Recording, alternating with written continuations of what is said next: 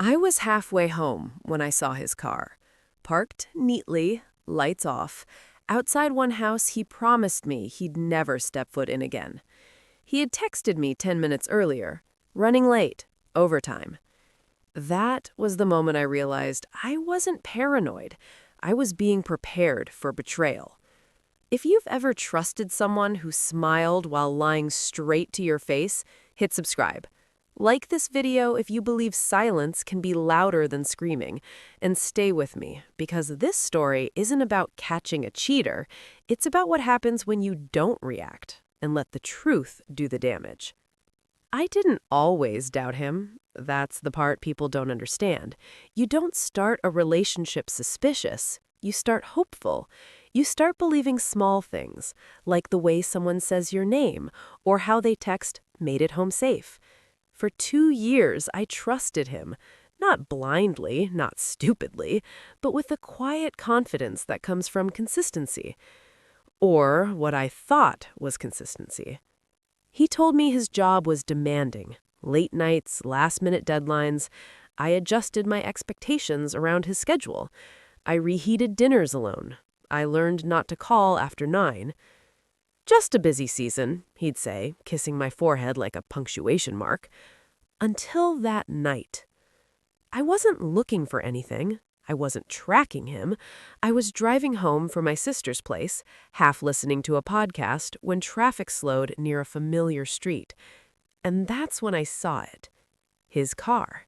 Same dent on the bumper, same faded parking permit.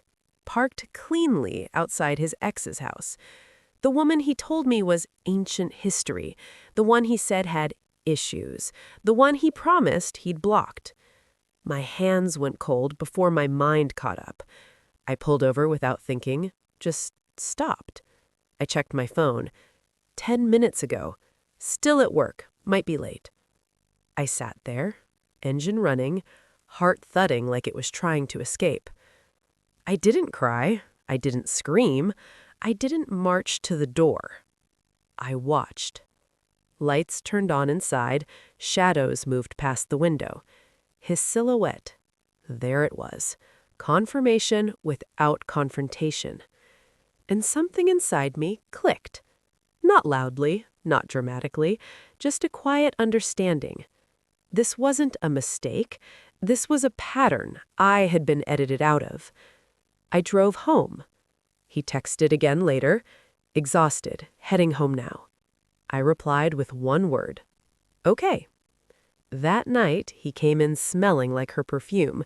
He talked about spreadsheets and meetings. He kissed my cheek. I let him.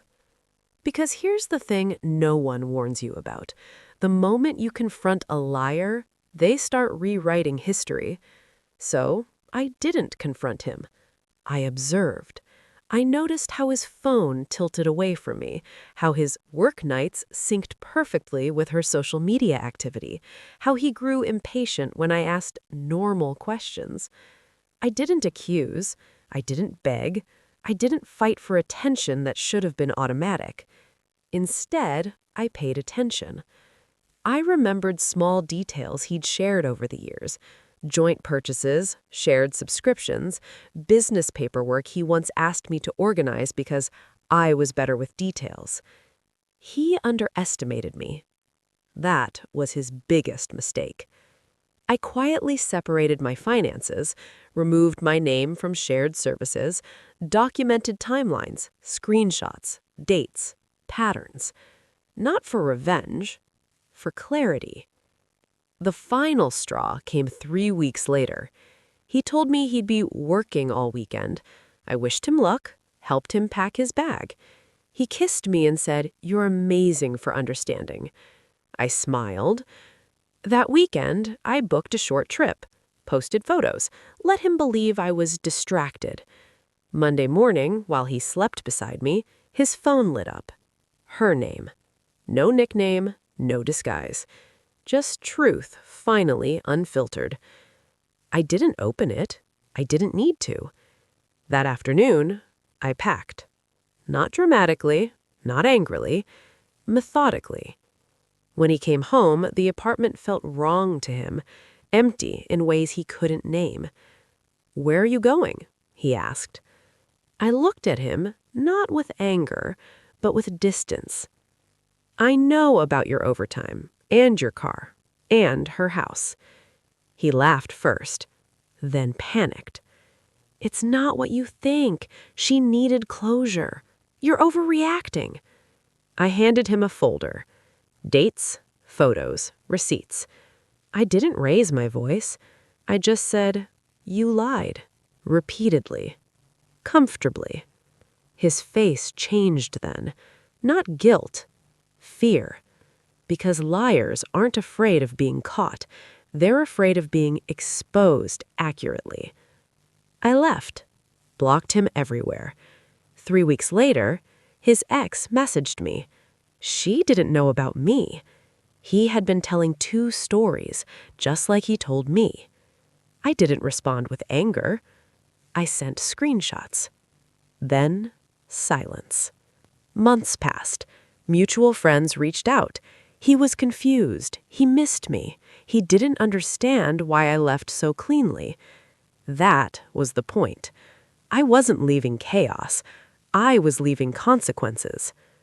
The last I heard, he lost both of us, and something else too, his reputation for being a good guy. Because stories travel faster than apologies. I didn't win by humiliating him. I didn't win by screaming. I won by not begging someone to value what they were already losing. There was no explosion, no dramatic scene, just absence. And that absence followed him longer than any argument ever could. Sometimes revenge isn't destruction, it's detachment. Sometimes the most powerful response is refusing to play the role someone cast you in without consent. If this story hit close to home, like the video. Subscribe for more stories where silence wins. And comment below, what's the calmest revenge you've ever witnessed?